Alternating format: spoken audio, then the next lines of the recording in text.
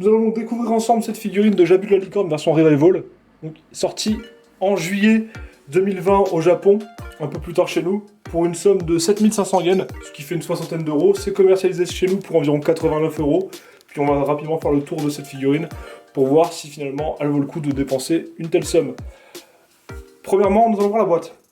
Une boîte sobre, efficace, dans le style finalement des nouvelles boîtes de la gamme St. Clair Smith. On remarque juste ici le visuel du personnage, que j'aime pas tellement, à cause ici du casque qui est au premier plan et qui prend beaucoup de place. Ceci étant dit, on voit le nouveau visage de la figurine qui est vraiment réussi. C'est vraiment le point fort, j'imagine, de celle-ci.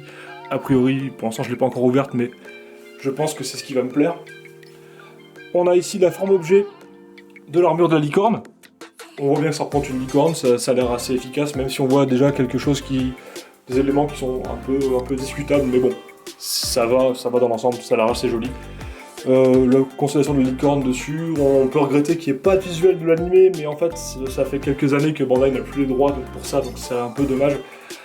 On a les logos habituels, Tamashi, Bandai Spirits, des mentions en japonais, la gamme qui est précisée ici en japonais également, donc c'est St. Clair Smith, c'est une classique, c'est pas de la gamme EX, puisque les bronzes finalement n'ont pas le droit à ça, les bronzes dans leur première armure sont finalement toujours dans la gamme classique, et ici donc c'est un simple revival.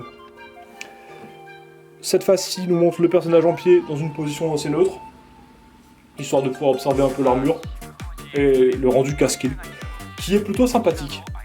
L'arrière est nettement plus intéressant, l'arrière nous montre, on va voir ça de plus près, la position d'attaque donc d'une licorne galope.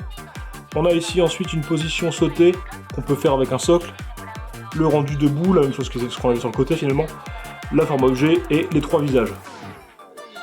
Visage neutre, visage un peu ici on va dire qui montre l'arrogance de Jabu et un visage d'attaque. L'autre côté, simplement la représentation de la Pandora Box de la licorne. Ici un dessus neutre de Pandora Box au final. Et l'arrière avec des mentions légales habituelles et puis des avertissements, ainsi que un zoom sur la pose sautée. Bon, on va passer maintenant au blister.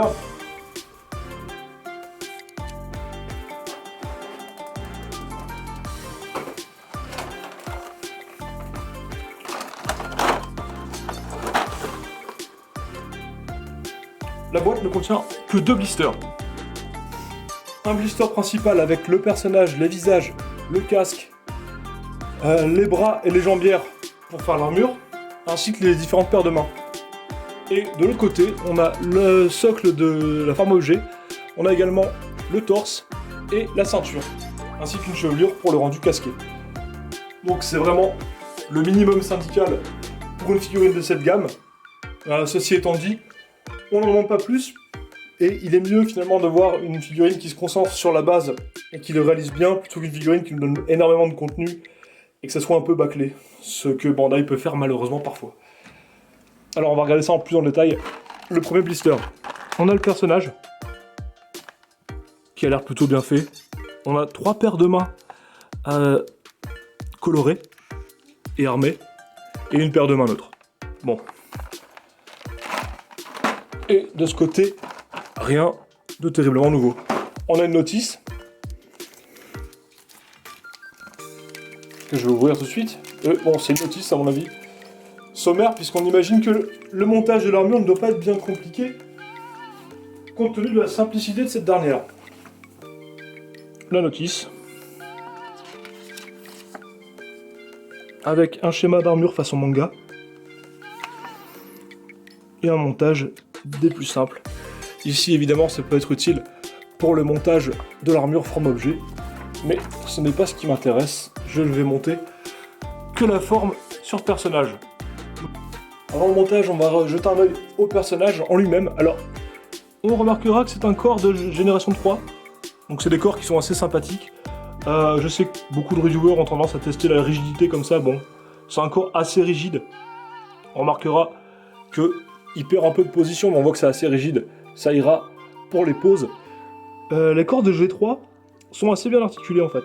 Ce sont des corps qui sont presque comparables à ce qu'on a sur la gamme IX, donc il n'y a pas de souci à ce niveau-là. C'est juste qu'ils sont un peu plus petits en termes de taille, mais ça correspond bien pour un chevalier de bronze, puisqu'ils sont plus jeunes que leurs camarades. Donc ça peut fonctionner. Voilà donc le rendu initial sur personnage non posé. Alors on remarque que c'est une armure qui brille beaucoup, ce qui est assez intéressant, et c'est un contraste assez sympathique avec l'armure qui était initialement sur la figurine dans sa version d'origine. Version d'origine qui date de novembre 2005, et qui, je vais vous la montrer d'ailleurs, parce que je l'ai encore, qui est assez différente. Regardez, franchement, on voit nettement le progrès. Notamment au niveau de la forme des épaulettes. Les épaulettes de la nouvelle version sont nettement plus conformes à ce qu'on voit dans le dessin animé. On a également un casque qui est plus convaincant, parce que si on regarde celui-ci de près, on remarquera que sa forme est assez différente. On a une forme beaucoup plus basique ici, et on n'a pas cet écart au niveau des oreilles qui rend la chose beaucoup plus intéressante. Ceci étant dit, la couleur en fait est un point discutable.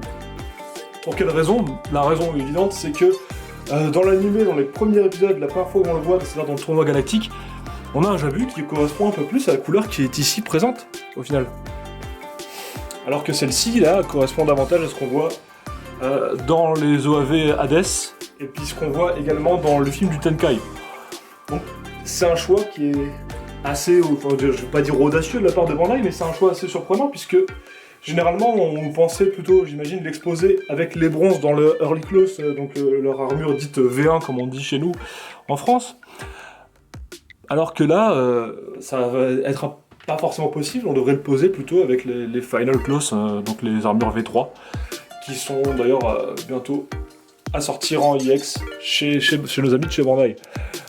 On remarquera aussi l'amélioration au niveau du corps. Hein, ici, les boules au niveau des jambes sont très apparentes, alors que là, le rendu est nettement plus sympa. Donc il n'y a pas à dire. Alors, est-ce que ça justifie en soi l'achat de la figurine, sachant que celle-ci elle coûtait aux alentours de 3500 yens à la base, on l'avait 30-40 euros, alors que celle-ci elle en vaut plus du double si on en prend le prix français, un peu moins si on prend ça sur le prix japonais. Ça reste discutable, même si clairement, on va regarder ça, mais au niveau des visages, il n'y a quand même pas non plus photo. On a un visage qui était très réussi pour l'époque, en 2005. On reconnaît quand même bien le personnage de Jabu, mais alors, quand on regarde le nouveau, on a un rendu quasiment parfait. On reconnaît bien le personnage, alors là je lui ai mis un visage un peu agressif. J'aime vraiment celui-ci. Voilà. Alors le rendu casqué est vraiment nickel. Regardez la forme du casque, même à l'arrière. Il n'y a rien à dire. Les reflets métalliques sont parfaits. On a une armure brillante, ce qu'on n'avait pas sur la première puisqu'elle était mate. Bon, c'est un choix qui se défendait, hein. Mais alors celui-ci est nettement plus beau.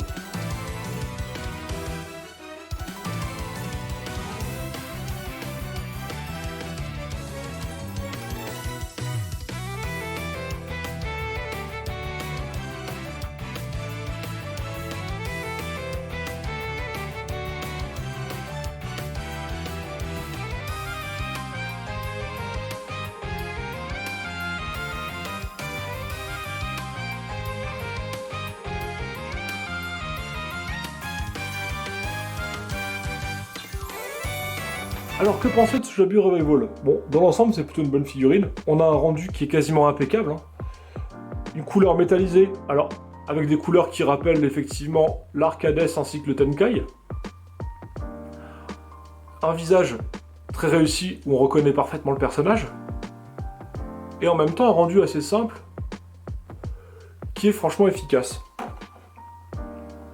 On regrettera peut-être que finalement on ait simplement cette couleur, si en fait la couleur de l'Arcades et du Tenkai, qui fait qu'on devra l'exposer avec les personnages des autres chevaliers de bronze, les bronzes majeurs dans leur armure V3 ou Final Close pour ceux qui veulent l'appellation d'origine, plutôt qu'avec les armures Early ou V1, parce que la couleur finalement dans le dessin animé, dans l'arc du tournoi galactique, et ainsi que dans le sanctuaire, c'est plutôt celle de l'ancienne version, dans ce rendu mat.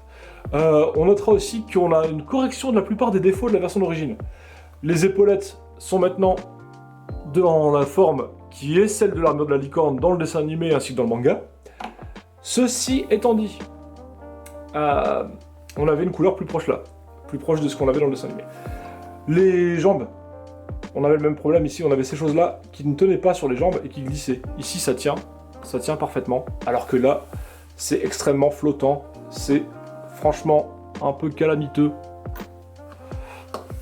Donc, l'armure est nettement meilleure, le visage est meilleur, le rendu dans l'ensemble est beaucoup plus esthétique. On notera également la disparition de ces espèces de boules au niveau du corps pour articuler les jambes. On a rendu ici une ligne qui est nettement plus réaliste et qui correspond davantage à ce qu'on a dans le dessin animé. Donc, faut-il l'acheter? Est-ce que je vous recommande l'achat? Tout dépend du prix. C'est-à-dire que si on se fie au prix français qui est sur le site par exemple de Tamashii, où on est à 89 €, je pense que 89 € c'est assez cher payé pour une figurine de cette gamme et pour une figurine de ce rendu. C'est-à-dire un cheval de bronze aussi simple, le payer quasiment au prix d'un Gold EX, ça fait un peu mal. Ça fait un peu mal, à 10 € de plus on pouvait avoir par exemple l'Aphrodite Revival. Donc je pense qu'il faudrait, à mon avis, payer ça un peu moins cher. Si on a l'occasion de l'avoir au tarif japonais, c'est-à-dire 6500 yens, ce qui fait entre 55 et 60 €, là ça se discute. Là clairement, ce serait une affaire nettement plus intéressante, puisque le personnage est beau, on tient là la plus belle version de Jabu à ce jour, en même temps c'est pas difficile puisqu'il n'y avait que celle-ci, mais on a surtout un personnage qui rendra très bien avec vos Midcloth EX et qui fera pas tâche dans la collection. Ou il rendra très bien également avec les V1 Revival, même si la couleur évidemment pour les puristes ne correspondra pas à ce qu'on a vu dans l'animé et ils pourront taper une crise de nerfs, comme ça peut être mon cas, mais bon c'est pas grave, je me débrouillerai, je ferai avec. Il est très joli pour ce que c'est, donc moi je vous dis, si vous avez l'occasion de l'avoir pour une soixantaine d'euros, c'est bien. Pour aux alentours de 90 €, par contre, ça c'est autre chose. Je dirais qu'il faut attendre de tomber sur la bonne occasion. Mais c'est une très belle figurine, et elle fera très très bel effet sur vos étagères. Je vous la conseille quand même. Bon, on se retrouve bien vite pour une autre review de figurine. Et voilà, salut!